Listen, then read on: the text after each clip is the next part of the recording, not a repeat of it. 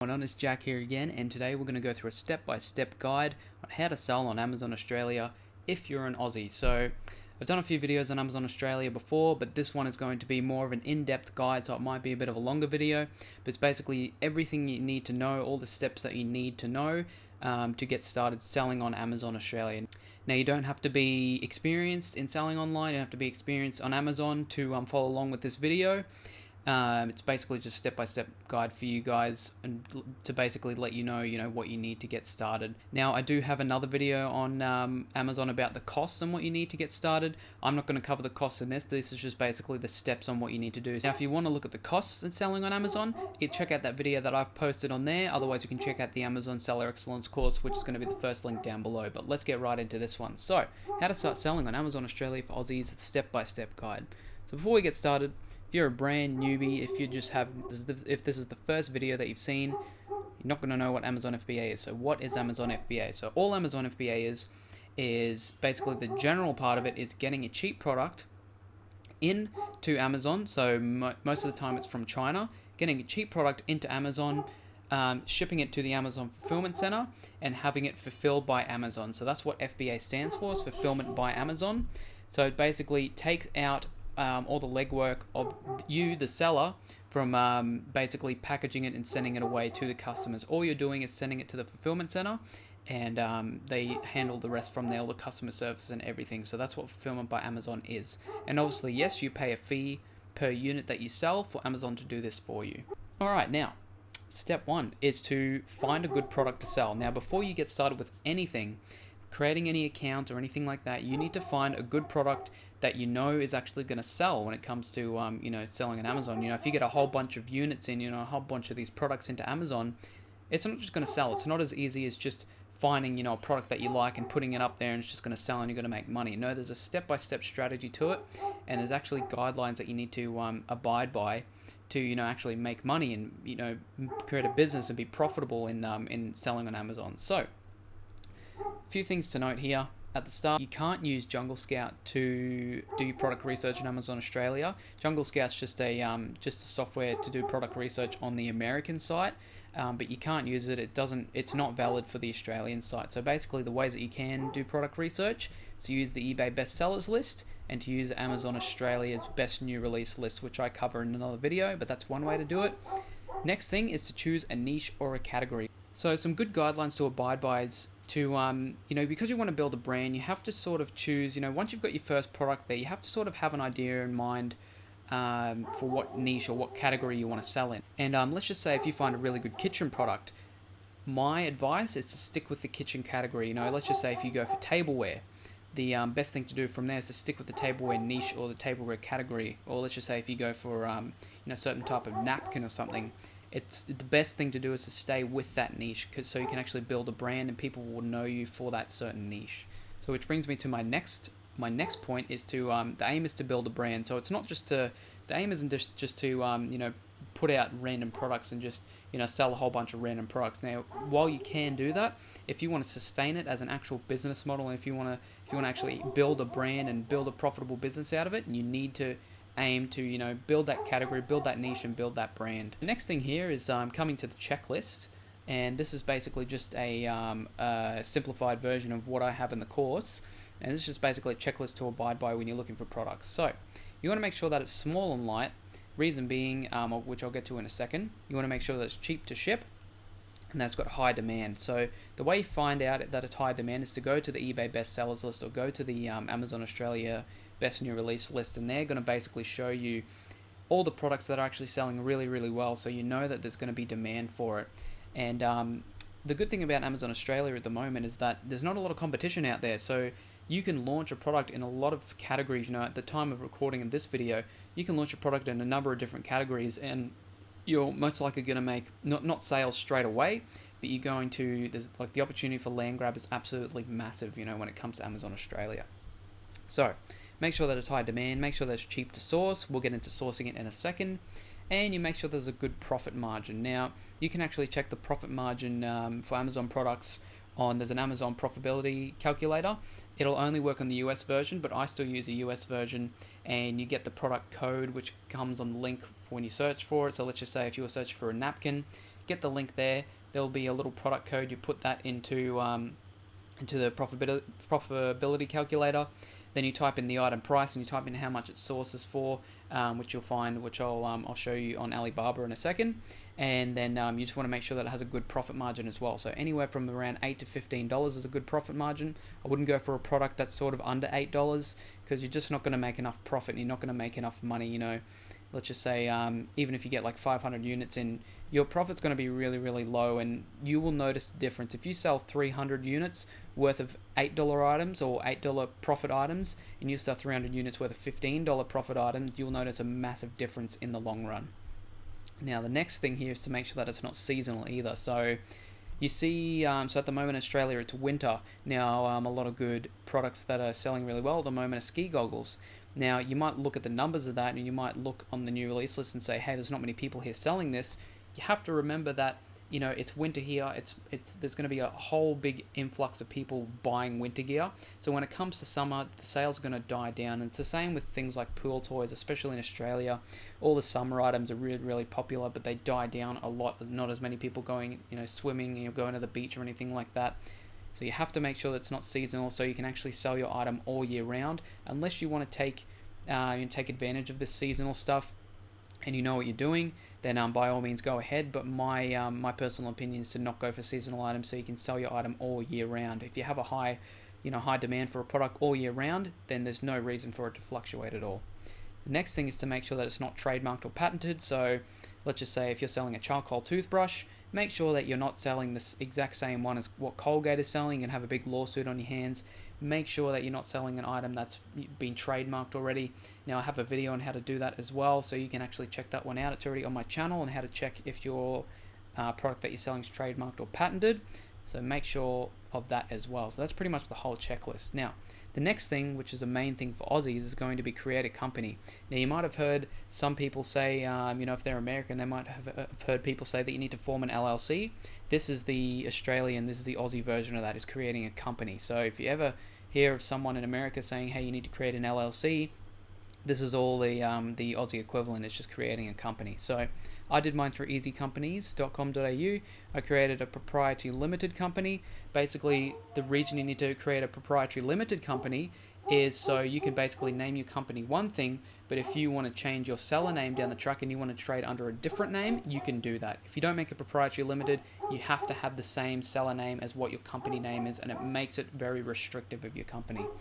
So you go through there. Now, the cost of this, I think to create a company, it cost me about $600 all up. It's something that you definitely need to look into, in my opinion, if you're selling from Australia. It just saves you in the long run for all your legals and the taxes, and it just helps you regulate everything. You definitely need to create a company, in my opinion.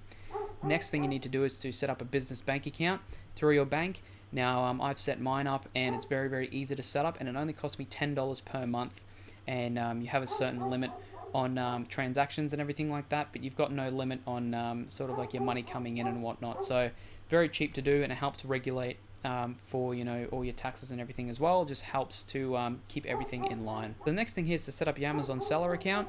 The Aussie version, it's only about $40 per month. So I've got a video on how to do that as well. If you want to check that out, it's more in depth. Shows you basically how to set it all up.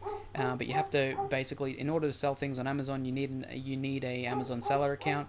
And to advertise your products, you need an Amazon professional seller account, which is about $40 a month. You can't really go anywhere without the professional seller account, so this is something you can't really steer away from. The next thing from here is to buy a barcode for your product. Now, a barcode's only about $5 to $7, but you need a barcode because every product that comes into Amazon need to scan it up when they sell it. So if you go into like a retail store, just like a physical retail store, every single different product has a different barcode. It's the same when you're selling on Amazon. You need to buy one barcode. Now, let's just say if you are selling, let's just say there's napkins. If you sell a pack of blue and then you have another one available, which is a pack of red, you need two different barcodes. So every different product, you need a barcode. If you have 300 of the same product, you only need one barcode. It's only if you have different products. So yeah, you basically go to barcodesmania.com and they email you that, and you can send that off to your supplier because your supplier puts your UPC code or your barcode on there for you. What you want to do is create a logo for your brand. So basically, when you search for your product on Alibaba, which I'm going to show you in a second on how to do, basically they're going to put on your UPC code for you, and they're also going to put on your logo for you, but they're not going to make your logo for you. So you need to create a logo. Best way to do that is to find someone to create a logo which looks appealing towards your niche, and the best way to do that is to go through Fiverr.com. The best prices you get around there are about $50. I do have a video on that as well if you guys are looking on how to do that as well. By the way, guys, this is all included in the course. It's more in-depth. It tells you exactly where to go and what to do step by step, and it's all for Aussies. So if that's something you're interested in, I'm just going to plug this in real quick. Check out the link down below, and you got a special price which is going to be $100 off for the course as well. So if you're an Aussie and you're looking to get started on Amazon, I'm just giving you a guide on what to do here, but if you want a more in-depth view, there is a course out there that I've done for Aussies which you can check out as well. By the way, guys, I'm so sorry about this noise out the back. I know there's a dog that's constantly barking. It's not my dog, so I can't get rid of this sound. I'm so sorry. I know it's annoying. Trust me, it's annoying me too. But I think it's like a new German Shepherd puppy, so I can't really do anything about it. I'm so sorry about the noise. But you're just going to have to bear with me for this one for the meantime. Trust me, I know it's annoying. I've got the windows closed. It's right next door.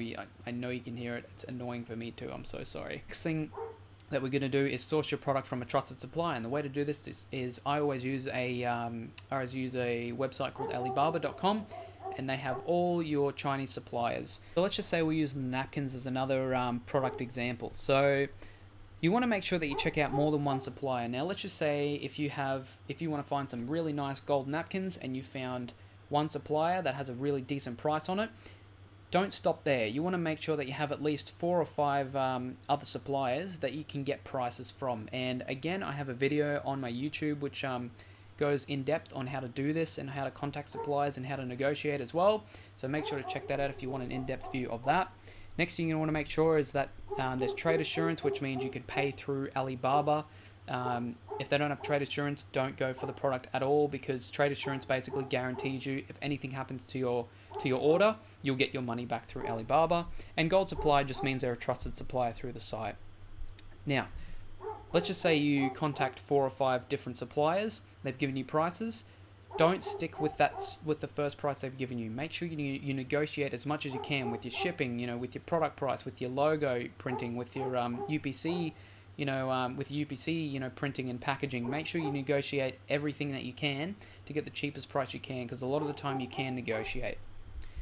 For your test order as well, you want to make sure that you have no less than 300 units. Now the reason being is, and this is why we negotiate, because you want 300 units, no less than 300. Reason being is because if you have too little amount of units, let's just say your product starts selling really well. Basically what's going to happen is you're going to sell out straight away, and the turnaround time for a lot of these companies is going to be about 20 to 30 days to manufacture it and to get it shipped out to Amazon again.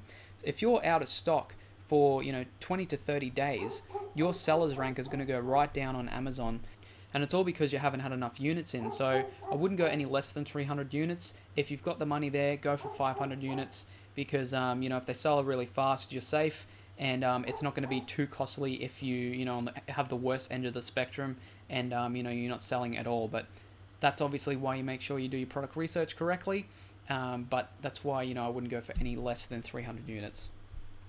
The next thing you want to do is the most exciting part, and that's shipping your product to the Amazon fulfillment center, which is to the warehouse. Now, I have a video again on how to do a shipping plan and how to basically get your details from the supplier that you need, and basically create a shipping plan so Amazon's ready to receive your shipment and basically start selling your items. So that's how you basically are eligible for Amazon FBAs to get your product into the fulfillment center. You have to create a shipping plan and get it shipped from China, from the Chinese supplier to the Amazon warehouse, and the Chinese supplier will make you pay for that shipping. That's why you try and negotiate as much as you can, because you can usually ship by sea or ship by air. So that's basically an overview of how to get into the Amazon warehouse. Also note, now there's a whole bunch of fulfillment centers in the US. There is so many. A lot of the time I've had to ship mine over to Texas, because I think depends on which category you're selling and where you're shipping from, I'm pretty sure. But there's a whole bunch there. Now in Australia at the moment, there's only 2 fulfillment centers in Australia, and from as far as I know, my knowledge, there's one in Melbourne and one in Sydney. So you're most likely, when you create a shipping plan for Australia, you're most likely going to get one of those two to ship your product to.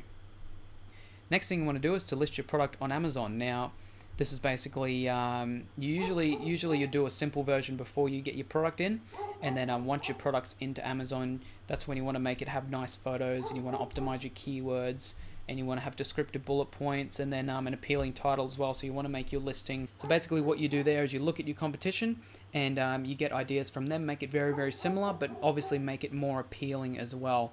And obviously if yours looks more appealing, they're going to go for yours. Now, there are more steps behind it into launching a product, say like getting reviews for your product and getting it ranked higher as well. You can also do giveaways for your product, which I don't really recommend giveaways because it's too costly. But there is a strategy behind launching a product to make it as profitable as it can be.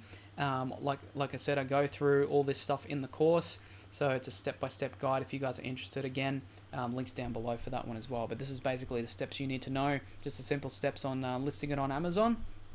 What you want to do after that is start advertising your product. Now, PPC is basically pay per click, and Amazon basically allow you to advertise your product for certain keywords. And every time someone clicks on so let's just say someone searches for party napkins and yours shows up at the top of the first page. If they click on your listing, that'll basically cost you money, and it'll basically cost you money in relation to that keyword that they've basically clicked, after they search. So if they've searched party napkins, it'll basically, cost you however much you've put your bid for.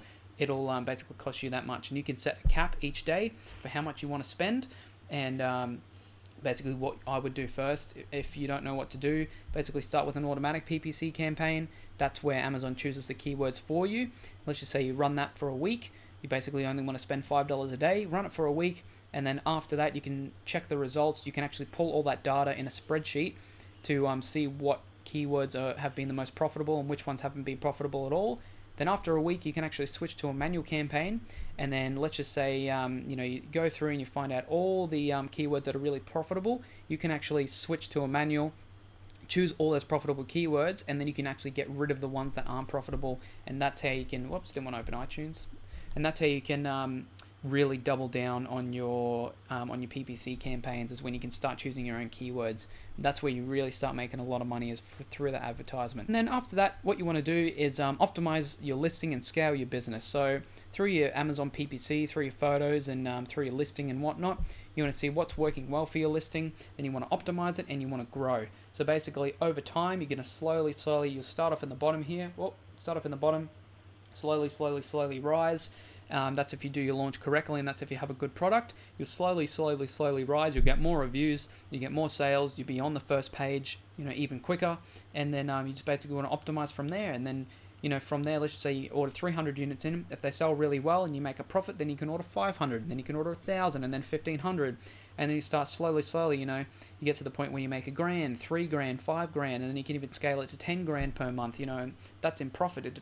Obviously, it depends on how well you do your product research, but you can get it up to that point. And, there's people that have been making, $20,000 to $30,000 on one product, so it can be done. And then after that, you want to, what you can do to scale is you can add more products around your niche. So let's say if you have napkins, let's say you wanted to do a certain type of tablecloth, and you found a really good product in tablecloth. And let's just say you're listing, let's just say your brand name was Kitchen Hero or something.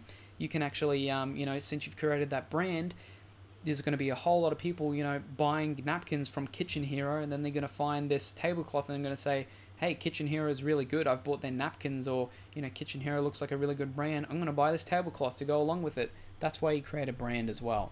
So that's pretty much it. This is the overview, basically, on how to get started selling on Amazon Australia. The opportunity for land grab, like I've been saying in every other Amazon Australia video, is absolutely huge. So if you're not sure on whether you should start selling on Amazon Australia, just get in there and get it done as soon as possible, because you're going to regret it, coming to the next 6 to 12 months when it really starts to grow, especially in the next year or two. It's going to only get harder and harder to, break into these niches and, get your land grab and basically get up to the top of the listings for each category. So make sure to get in there as soon as you can. Now, rewatch this video if you, if you missed anything. But other than that, guys, I'm just going to mention one more time, just to plug in for the course. If you are interested, there is $100 off for the first 50 people that get in. I have also created a payment plan for the, it's basically called Amazon Seller Excellence course. I've created a payment plan if you can't pay the full price for the for the course up front, but like I said, it's already discounted for the first 50 people that get in. We're starting to get a lot more people in the course now, which is really, really good. A lot of students that have been messaging me for help, which is, I'd love to see, which means they've been watching the videos and they've got questions for me. And, along with the course, you get free, unlimited mentorship, from me. So you don't have to pay any extra for the mentorship. You basically just message me through Facebook. You can ask me as many questions as you want, when it comes to product research and, anything you want. I'm here to answer it for you. So if that's something you're interested in, click the link down below. Sorry again for the dog. I know it's really, really annoying. Trust me, it's annoying me as well, but this is the only time I can film the video. Apart from that, guys, I hope you guys are having a wonderful day. Leave some suggestions in any other videos that you want, and I will see you guys in the next one.